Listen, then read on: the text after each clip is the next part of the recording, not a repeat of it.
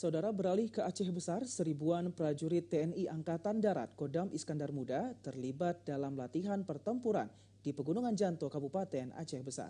Sempat berlangsung sengit, Kodam Iskandar Muda yang mengerahkan prajurit dari berbagai satuan akhirnya berhasil menghancurkan lokasi persembunyian dan menawan 2 prajurit musuh.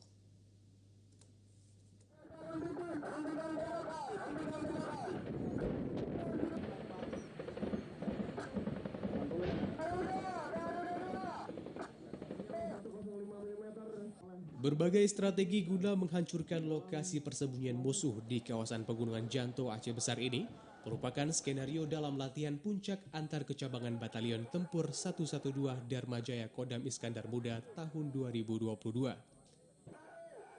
Selain prajurit dari Batalion Infanteri, latihan melibatkan prajurit Batalion Armet, Arhanud, Zeni, dan prajurit dari kecabangan lain di Angkatan Darat. Komandan Kodiklat TNI Angkatan Darat mengatakan, kegiatan ini merupakan puncak dari seluruh latihan pertempuran di jajaran Angkatan Darat Kodam Iskandar Muda tahun 2022. Latihan ini telah berlangsung sejak 2 Juni lalu dan bertujuan meningkatkan profesionalisme prajurit TNI. Pemilihan Aceh Besar dinilai sebagai upaya agar prajurit TNI khususnya Kodam Iskandar Muda semakin menguasai medan tempur di tempat tugasnya.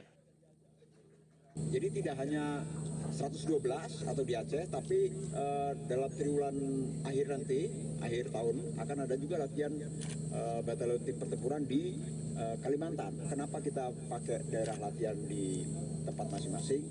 Agar mereka juga menguasai daerah latihan itu.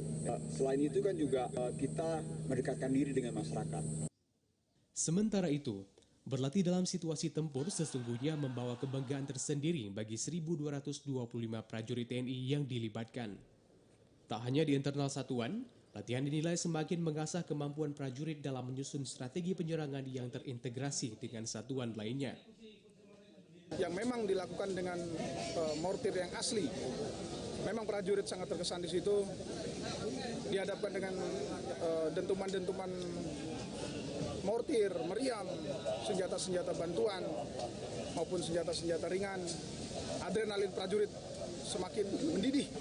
Selain pertempuran, kegiatan latihan antar kecabangan ini diisi aksi pembagian sembako dan pengobatan serta sunat massal bagi warga di sekitar lokasi. Selain di Aceh Besar, kegiatan serupa rencananya juga akan digelar di Kalimantan dalam waktu dekat. Dari Aceh Besar, Arman Konadi, TVRI melaporkan.